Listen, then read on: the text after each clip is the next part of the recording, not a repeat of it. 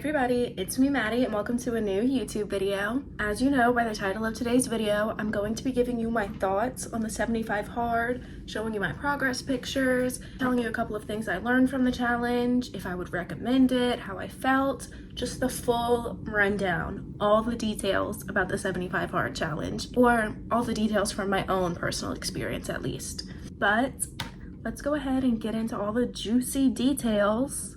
So we're going to start with the part that everyone probably wants to know the most, my progress pictures and my weight change. So I'm going to insert the pictures over here in order. These are my pictures from the first day of the challenge. These next photos are from, I think, the midway point. I'll add it on the screen if I'm wrong. But I just wanted to show like the midway point, what it looks like on my body halfway through the challenge. And this is my final pictures from day 75 of the 75 hard. So as far as my physical appearance goes, you can obviously tell that my stomach is slimmer. And then as you can see in my back photos, I think they're called love handles, my flabs, whatever you want to call them, are much smaller at the end of the challenge than they were at the beginning. But weight change wise, I just want to talk about why the scale doesn't matter, because all of you and I have seen the differences throughout my body in the photos. However, my weight on the scale has only gone down by 2 pounds. I didn't even want to weigh myself when I started the challenge because I didn't want to get it in my head like, okay, I want to lose weight, so the number on the scale needs to be lower. When in reality, I knew what I actually wanted was my body appearance to be different and not the number on the scale. I don't regularly weigh myself as is. I really don't bother with checking my weight on a scale anymore. I haven't in like 2 years probably.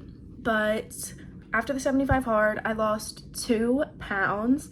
And you may be wondering how that works. And basically, if you don't know, muscle weighs more than fat or water. When you work out, I was doing weight training and not just cardio, which means I was strengthening my muscles, building up the muscle, and therefore increasing my muscle mass and increasing my weight through my muscles. So while I was shedding fat, I was also gaining muscle, which kind of balanced each other out. I did lose 2 pounds. If I had a scale that told me specifics, I would know how many pounds of fat I lost and how many pounds of muscle I gained. But because I just have a basic scale, I don't know the exact amounts of each of these things. But if you do this challenge, or even just day to day, don't rely on the scale. Obviously, the number can indicate certain things like your BMI and everything. Your weight is a lot more complicated than just a number on the scale. Now we'll get into what I've learned from the overall challenge, from the 75 hard in itself. Through the 75 hard, I obviously learned discipline. Discipline is a muscle, so it takes a lot of work and training to build up your self-discipline. Discipline is all about showing up even whenever you don't want to, knowing that in the long run, these are things you need to do, you should do. They'll help future you, they'll even help current you. But when you have no motivation, that's where discipline comes in and plays the role instead. I also learned not to give up on working out, which sounds a little goofy. That one's a given, obviously. But before the 75 hard, I started working out and quit so many times. I was so inconsistent. I felt like I wasn't seeing any results, so I just gave up. I definitely learned that staying committed to working out is worth it in the long run. Obviously, you see progress, feel the difference in your body, you feel better, you feel more energized. So if you're like how I was, don't give up on working out. Give it a little bit longer. I promise. Just hang in there. There's hope. I promise. Now let's get into my relationship with food during the 75 hard. I learned during the 75 hard that eating clean or eating healthier, it can be fun and it can taste good. I used Pinterest to find a lot of healthy recipes, or I used Google to find healthy alternatives to other things, such as ground turkey in place of ground meat for lower fat content, just little substitutions like that. I also learned, and I feel like this will be very helpful for other people who want to do the challenge or have started it and want to retry. It's important to show yourself grace sometimes. Don't break your diet, but if you need something sweet, or if you're cutting out salt and you need something salty, or you're cutting out fried food and you need something fried, find the healthiest version of whatever you're craving. And I don't mean find the healthy version. Actually do it. If I wanted something sweet, I was eating dark chocolate. I found these fruit popsicle bars, so good. Or I would just find the lowest sugar dessert that I could. So either small portions of a dessert or just sweets that have a low sugar content. There's always ways to curb your craving without breaking your diet. But if you avoid all these cravings throughout the whole challenge, there's a good chance that these are either things your body needs or has just been used to having before the challenge, and now you're purging yourself of them. So there's a high likelihood once you finish the challenge, you're gonna wanna binge eat. You're gonna wanna eat every single thing that you couldn't have that you've been craving, and you don't wanna do that. You wanna make sure after the challenge, to maintain your results, you keep some consistency. You don't have to keep the full diet, but you don't want to finish the challenge and binge eat every single thing that you couldn't have throughout the whole challenge with no moderation. So one of the best ways to avoid that is by showing yourself grace every now and then, but don't get too lenient. Don't start just breaking your diet, breaking the rule, because then you've lost the challenge.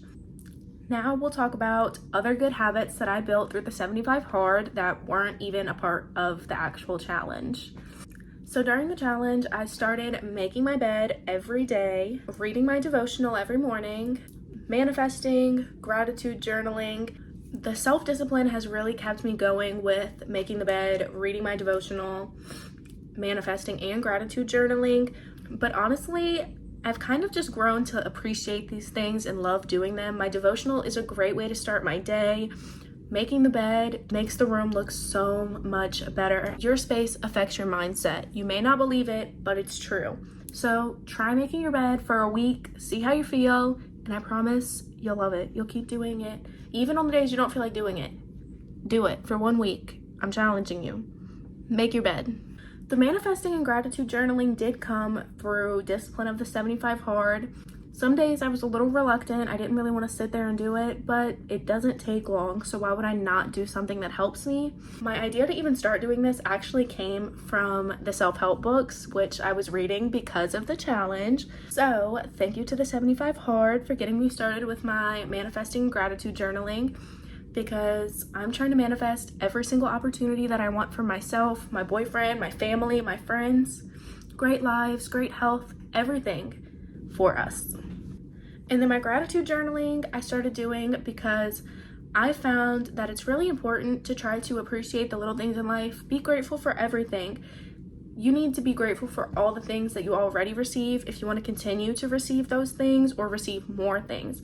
Whether you believe in God or not, if you're not grateful for what God gives you, there's a high likelihood he's not going to continue to supply you with all these amazing things that he doesn't have to. Just like if somebody gives you a gift and you're not grateful for it, why would they give you a gift anymore? Why would they show you an act of kindness and give you something that they didn't have to if you're not appreciative?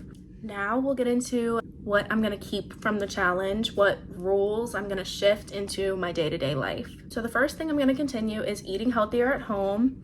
Yes, at home. If I'm at a family member's house, a friend's house, or out to eat, I feel no need to restrict myself anymore. Obviously, in moderation. I'm not gonna leave the house and like go binge eat a bunch of desserts or this, that, and the other. But if I go to my mom's house and we all want ice cream, I'm gonna get some ice cream. I'm not gonna sit out. However, at home, I am gonna continue to eat cleaner, cook clean recipes, stay low fat, low sodium, low sugar at home.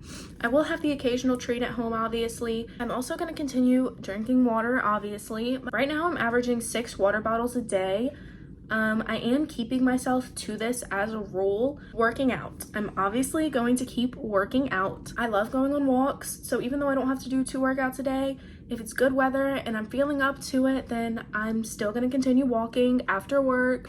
On my days off, I loved the walks. I will go on 8 walks a day if I'm in the mood for it. And if you've seen one of my vlogs where I went on 3 walks in one day, then you already know this. I'm also going to continue going to the gym, but I'm aiming to go to the gym 6 days a week starting after this week. I did give myself a lot of leniency for my first week after the challenge. And then the final thing from the challenge that I'm going to keep is reading. I grew to love reading again through the 75 hard. However, during the 75 hard, I had to read nonfiction books, and I'm currently not reading any nonfiction books. I'm just taking a break from them. I do have a few self-help books still that I want to read, So if I come across a nonfiction book, I'm still gonna pick it up and I'm still gonna read it. But as of right now, I'm reading 2 nonfiction books. I'm also making sure I read every day. This is also in part to lower my screen time because instead of getting on my phone, I'll pick up the book. This is not necessarily a rule for myself for every day, but I am making sure that I read every day just to stimulate my brain a little bit more, and I like getting into the whole fantasy worlds and all the books.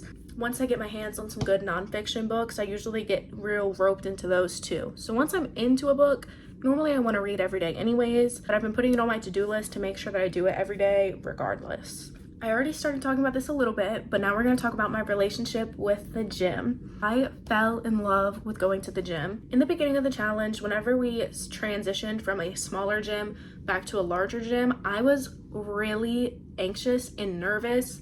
I was nervous about people looking at me, judging me, all the things. But the truth of the matter is, it doesn't matter. Most likely, no one's looking at you, and if they are, then they're probably just hoping that you're not looking at them. I obviously get some glances every now and then from some people in the gym, normally men, but it typically doesn't bother me anymore. I usually pay it no mind, or I laugh about it, or I'll just tell my boyfriend that there's people watchers in the gym that day. But a good thing to remember is that no one's opinion about you matters. So even if they are looking at you, even if they are judging you, then what does it matter? The only person's opinion you should care about is God's. And if you don't believe in God, then the only person's opinion you should care about is your own. I've also grown to love seeing the results from the gym because by not giving up this time, I obviously saw a lot of progress. Not only in my physical body, but seeing the weights go up as I do different workouts, especially my legs. The fact that I can leg press and hip thrust over 200 pounds now, crazy. I'm actually leg pressing 300 pounds now, so let me toot my own horn. Toot toot.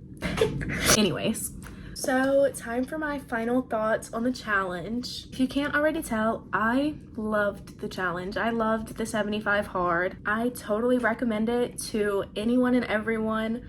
I learned a lot. I feel like I've grown exponentially in both my mindset, my physical body, my emotional state. It just changed a lot. It could change everything for you. Maybe all you need is to try it. They also have a version called the 75 soft or 75 easy, which is basically what the title entails. It's the 75 hard, but a simpler version. It's a lot less intense. So if you don't think you can do the 75 hard, I definitely recommend trying that version out. It's meant to be a rough challenge. It's meant to be a lot. It's meant to be very mentally, physically, and emotionally demanding. I may make it sound like it was easy or looked like it was easy, but it is a challenge. I definitely think compared to other people, I had a really easy time with it, and I know this is not how it is for everyone, but I think a big part of that is because I had the right mindset going into it. For a few weeks, maybe even a month or 2 leading into it, I was thinking about it all the time, mentally preparing myself for the rules, hyping myself up, and I think doing that really just pushed me through. And also reflecting on everything that I was already gaining and learning as it went on just kept me going to the 75-day mark at the end, because I knew that if I had already achieved this at this point, then by the end, I'll have achieved so much more. So now what I'm doing is really just trying to make it an achievable lifestyle moving forward.